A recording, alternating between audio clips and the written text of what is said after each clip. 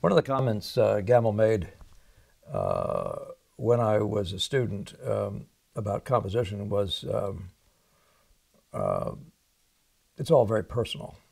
And people say things like that from time to time. And there's a kind of a, you're on your own kind of a feeling about that. Now, Gamble said enough to me, some of which, by the way, was funny, like don't neglect the diagonals. Now, what the heck does that mean? I still don't know what precisely he meant by it. I mean, I know the importance of non-horizontal lines, because the horizontal lines are not doing anything. They're creating a grid with the frame. You know what I mean? But things like that went on. They've gone on my whole life. I've just always been sort of nonplussed by their lack of help and of helpfulness. So, yeah, the answer. So a question came up, and I wanted to address it, and that is, do you have a deliberate formula for designing pictures? And then golden mean, et cetera, are various things people do. Those are the things that come to mind for Alastair. And I'm just going to look at a couple pictures here and talk about what comes to mind when I'm doing that. But design, composition, depending on which way you mean it. Gamble used to say the composition was the big thing that happened and design was the little thing. And other people say that design is the big thing that goes on in that picture. And composition actually has something to do with organizing who goes where in the room. You know what I mean? Well, but still, there. So what I do in my world, what I've learned to do over time, is maintain a sense of let me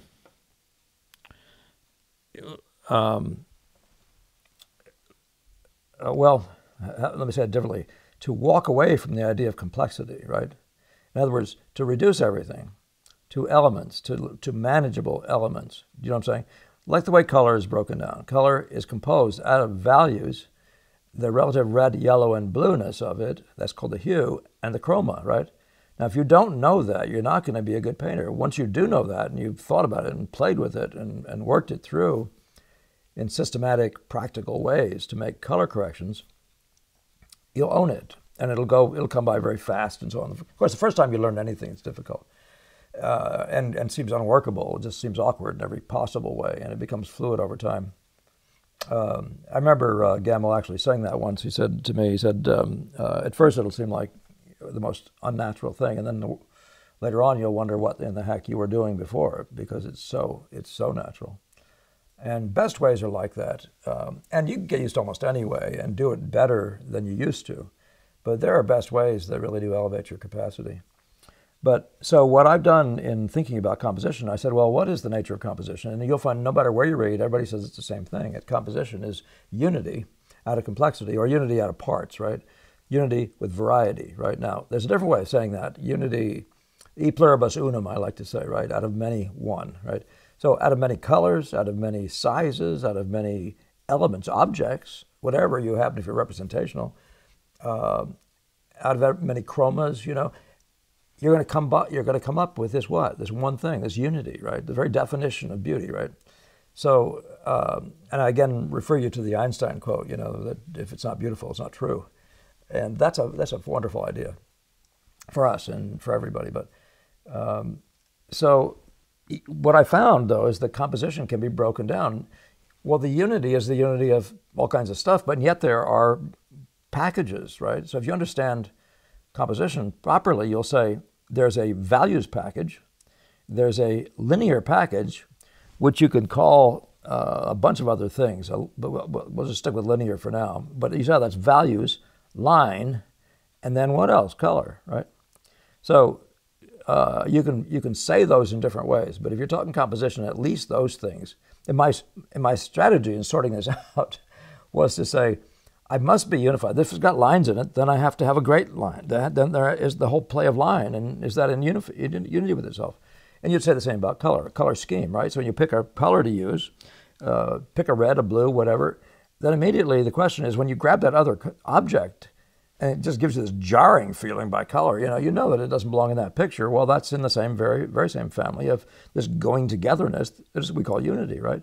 Now, of course, you want different chromas and values and colors and all the whole thing when it comes to color. But there's this inherent need for a color scheme. So when, I like to say, when you women dress, you dress that way. You find a color that goes great with your face or whatever skin is showing, you find, or hair, and you find decorative elements to incorporate, right? And all of them have their different uses, but it becomes a little bit of a symphony of unity by color, right? Color is, I think, the easiest one to understand, a color scheme, because I can just give it to you in a story like that. But line is the same way, and values that kind of, in some ways, is the hardest one to grasp. But I'm just showing you how deliberate I am, though, about this stuff. So, but values is the great spotting thing, the placement of big spots. So if you say, by the way, one of the things you'll do with values is say, well, is this a light picture or a dark picture, right? And then you'll say, so if it's let's just look at the one on the left. There's this one by Bowknot, and this is, I think, Ishmael and Hagar. This is a light picture with a dark spot in the middle of it, right? That's basically how you define this thing. Not very complicated. It's a very satisfying dark spot.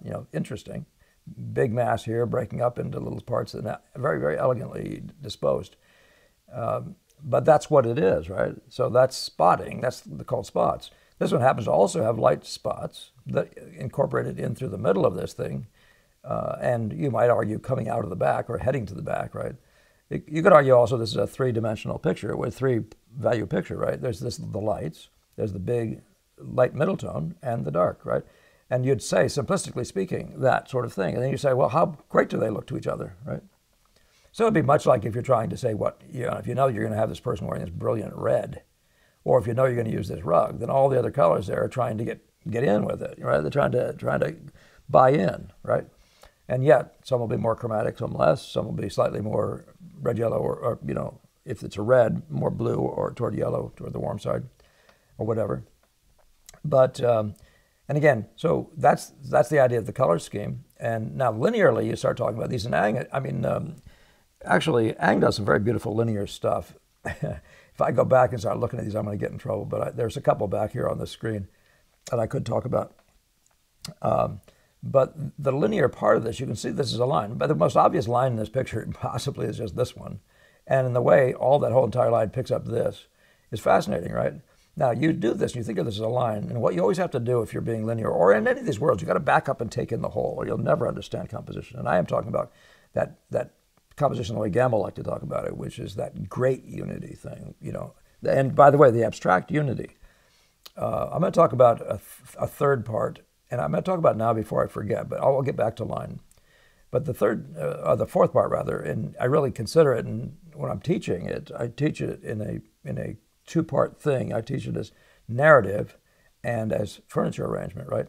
But these are objects. Each one of these individuals is an object. And it used to be the composition was organizing these guys to tell the story. That's pure illustration, right? We would say, right? That's pure illustration. And yet, every picture you make, in a sense, is an illustration. You can't precisely get out of it if you're a representational painter. But each time you have a multiplicity of objects, you have this need to group them well, right? So figure grouping is an element. So that part that some people call design and some people call composition, that part is not unimportant. But once you get to the visual, once you get past the 1600s, we're talking about now getting closer and closer to that thing that I was showing you in the last video, where I was showing you the two Bensons, where you can see that it's all about the distribution of value spots and their fun play they make, way, way at the expense of objects, right? And not meaning to say he loses his accuracy in terms of it still looks like a girl, still looks like an arm, the colors are still right.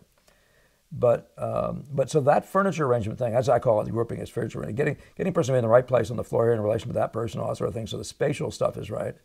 And and getting them all there to tell the story. So they have an inherent grouping unity and feels really delightful. This is a really nice example of, by the way, of combining things, which you really have to be good at. I got to remind myself to talk about centers of interest after this, because that's another categorical reality that you need to be good at.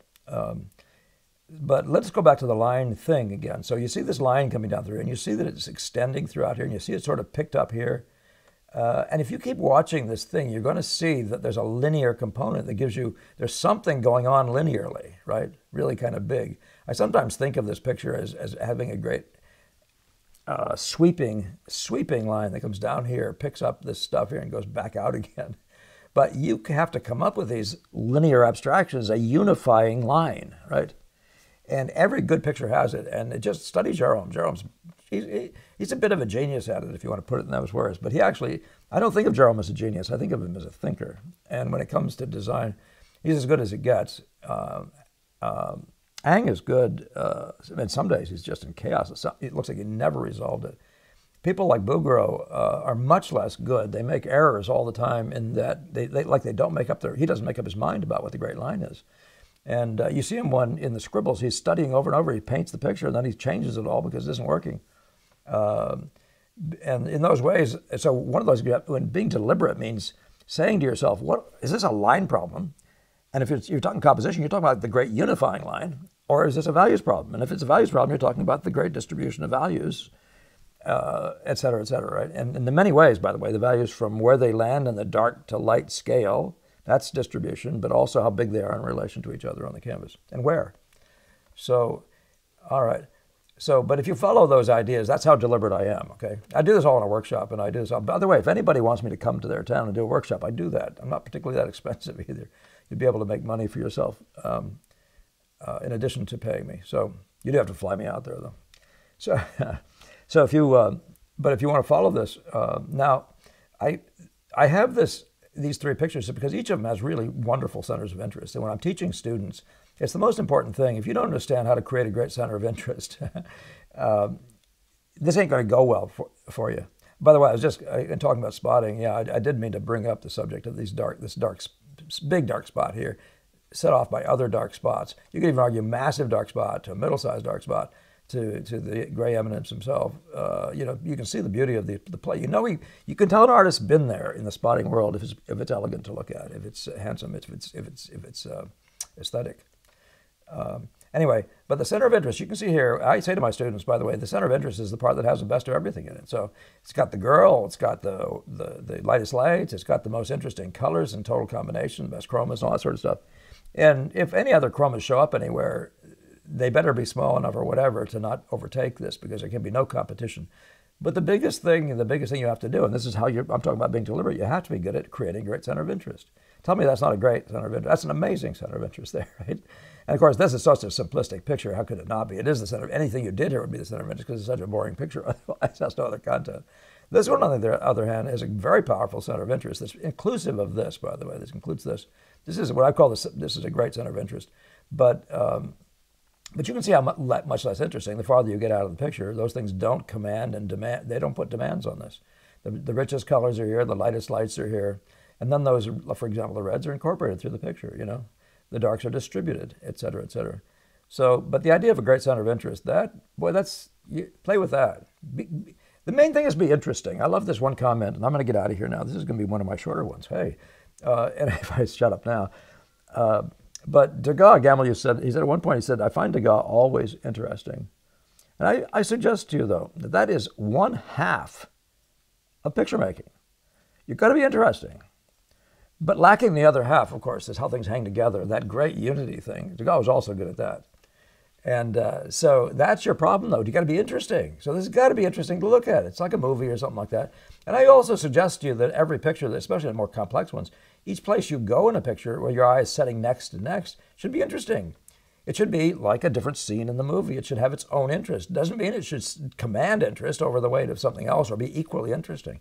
You're definitely required to create a place of dominance, but the run of interest, the kinds of things that are interesting, and their interrelationships through each other. I'm just looking at the verticals here and the verticals here, the ladder and the ladder and the ladder, and the idea of ladder play, if you want to put it that way. Things like that. Oh, here it happens again. Look at that. But these kinds of things are constantly happening in a picture. But all that's more deep and more fascinating, and et cetera, et cetera. But that's just, I guess that's enough to give you an idea. Yeah, I do. I'm very deliberate. I isolate these elements. The fundamental elements of pictures are line, values, and color. And once you get that, then you say, well, what's the unity around then? Okay. Now, and in addition, of course, if you're telling a story, it's around the story. So you can't get out of the narrative part. But that narrative part, the illustrator, frequently eats the aesthetic guy. And the aesthetic guy is the artist. He's the musician. He's the guy making all the, He's making all the eye candy, the fun for a guy, and that's what we are. We're not primarily illustration is just use, right? I don't care when it started, even if the first guy did it. The great reason to be for this art form is visual, not story. Argue with me. All right. Talk to you next time. Do like, subscribe, share, et cetera, et cetera. And thank you, Alastair, for that nice question.